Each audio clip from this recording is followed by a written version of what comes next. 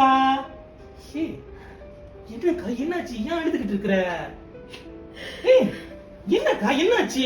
நீ உன்னை மனசுங்களுக்கு உதவி மட்டும் செய்யக்கூடாது, அது மட்டும் நான் புரிஞ்சுக்கிட்டேன். ஏன்க்கா? கூட்டாளி ஒண்ணு கஷ்டப்படுறேன், பிள்ளைகளை வச்சுட்டு கஷ்டப்படுறேன், கனவு இல்லாம கஷ்டப்படுறேன், எனக்கு 3000 பார்த்து கொடுன்னு கேட்டுச்சு. காசு வாங்கி கொடுத்தேன். வட்டியோ கட்டல ஒன்னும் கட்டல. இப்ப நான் கட்ட முடியாது, நீ என்ன செய்ய போற? இஷ்டம் தான், நீனே போட்டு கட்டுன்னு பேசுது. என்ன சொல்றதுன்னே தெரியல. இப்போ எனக்கு என்ன சொல்றதுன்னே தெரியல. உனக்கு மட்டும் இல்ல, இன்னைக்கு நிறைய பேருக்கு இதான் நிலைமையில. ஏன்க்கா நீ ஏன் எவ்வளவு கஷ்டப்பட்டுக்கிட்டு இருக்க? எப்படி நீ இந்த உதவி செஞ்ச? கேட்ட விதம் அப்படி. கண்ணு முன்னாடி ஒருத்தவங்க நின்று கதறப்ப உதவி செய்யாம இருக்கிறதுக்கு கண்ணு மனசு இல்லடா. அப்ப இப்போ எனக்கு தெரிஞ்சு போச்சு யாரு மேல தப்பு.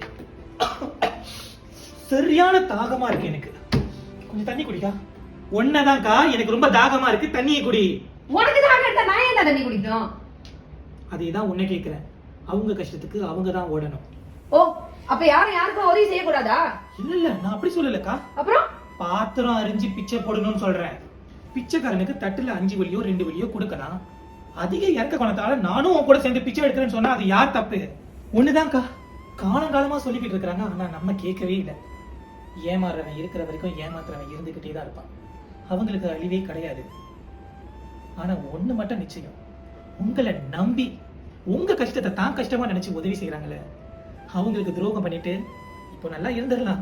ஆனா என்னைக்குமே இருக்க முடியாது. பார்த்துக்கிட்டே இருப்பான் உங்க கூடயே நிழல் போல. அந்த இருட்டுக்கும் பார்க்கின்ற விழி இருக்கும், எந்த சுவருக்கும் கேட்கின்ற காதிருக்கும். சொல்லாமல் கொள்ளாமல் காத்திருக்கும், சொல்லாமல் கொள்ளாமல் காத்திருக்கும். தக்க சமயத்தில் நடந்ததை எடுத்துரைக்கும்.